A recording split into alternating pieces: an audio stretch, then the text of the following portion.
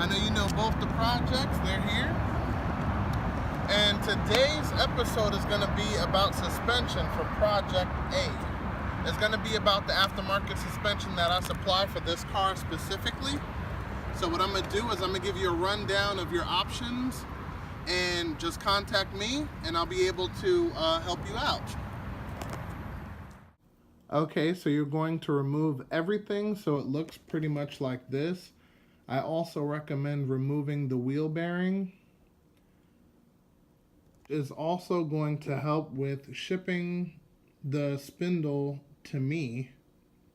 Unless you're local, you can deliver it and I'll handle it personally. From this point here, you measure up about 2.5 to 3 inches. This customer requested 2.5. So they'll be cut there. So, after you cut, you discard the upper half. You see that angle there? The sleeve is going to go on like that. Now it goes over just a little bit, but of course, I have to make sure that this is even, so when you adjust your camber, it'll be equal on both sides or closest to. So this is pretty much what it looks like. And on the inside of this, let me see if I can focus.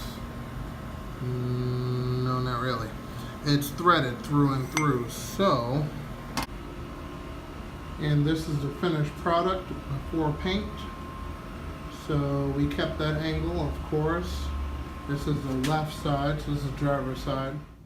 This is a full adjustable. I had some questions about how do you adjust for height. People were messing with this, which is a definite no-no. You should never touch these. Your height is actually on the base. So, let's say this is the front. So what you do is you loosen these 4 bolts here. That's the easiest ones to loosen without taking the whole plate down. And you twist the whole thing to the right. So right lowers the car, counterclockwise raises the car. Okay. Alright, now that's option number 1. If you want to weld on your spindles, I do that myself personally. And also, there's an option number 2. It's a little bit more costly, but kind of worth it if you want more options for bigger brakes. You got 370Z option. There's an adapter for those.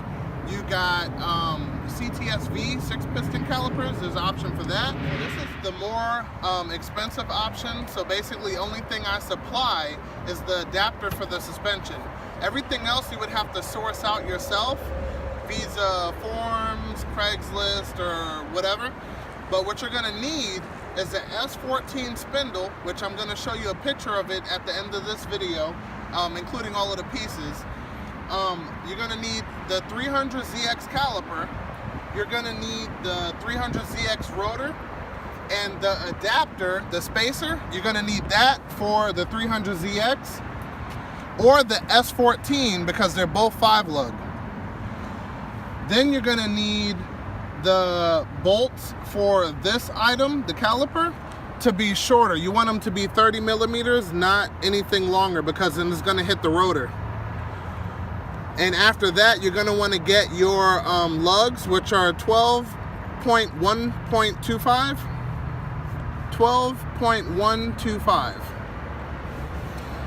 And then that is pretty much about it. For the ball joint, the factory one goes in because it's concaved. So as soon as you sit it on top, you bolt it down, it's gonna tighten up. The steering, the same deal. You pop that in there, tighten it up, and it's good to go. Get a little alignment. I did mine myself, so there's no issue there. And last but not least, you have to make sure that you get the S14 wheel bearing. And the good thing about swapping to this setup is there's no more packing bearings. It's a sealed setup. So basically, once you put that on, you don't have to worry about it. It's easy, cost effective, and lasts a lot longer. this is the spindle. We got ball joint, brake, and bolt up assembly here. So for my suspension, as you know, it has you know, welded front end. The advantages of having this setup is you got two places of camber. Of course, if you get the camber bolts for here and up top. So put this down for a second. Adding on this piece here allows me to run the 240 spindle, which is open as an option. Just let me know and I'll have this set up for you if you're doing this conversion. First things first, we got to get that ball joint in. If you look at the back of here, and it slides right in. Boom. Right? So, put that lock nut on there and hit it with an impact real quick.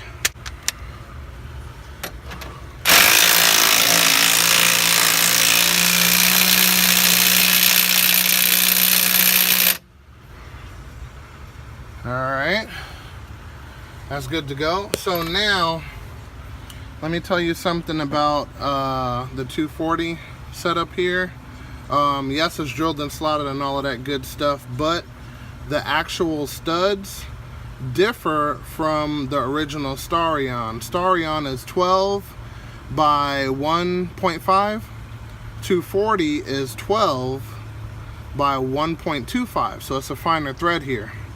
So that you would have to get or knock these out and put in the Starion ones, because it's an M12. They all fit the same, but I'm gonna keep these on here as they are for now. The caliper. This is the original caliper, of course, and some good news with that. This one, which I'm getting filthy, actually bolts right in with no modification. So I have this for the paint work, and I'm gonna take this apart. It's gonna start leaking, and I'm just gonna pop this on. So see, that fits right in there, making a hella mess, but that's fine.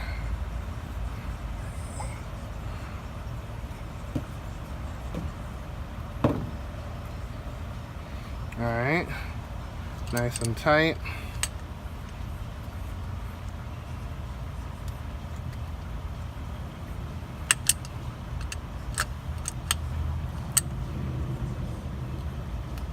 Boom, done.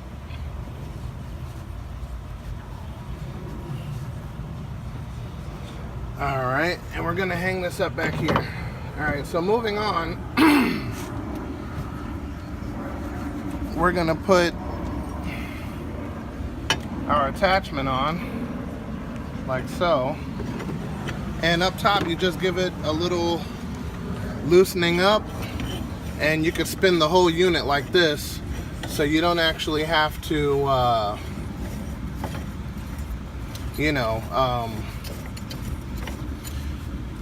take the whole thing off and spin it. So this makes it a lot easier. Okay, last but not least, we have two things to talk about. There's been word going around that with this brake kit here, you can't have your factory rim, which is true, but the distance between here and here is 1.25 inches. To be safe, I would go with 1.5 inch spacer, and it clears the wheel well without rubbing tire and all of that. It actually comes quite flush, which is nice. And last, for the tie rod here, pops right in. Now you will need to get an alignment due to the fact that these tie rod areas, but angle is not the same as factories. So there we go.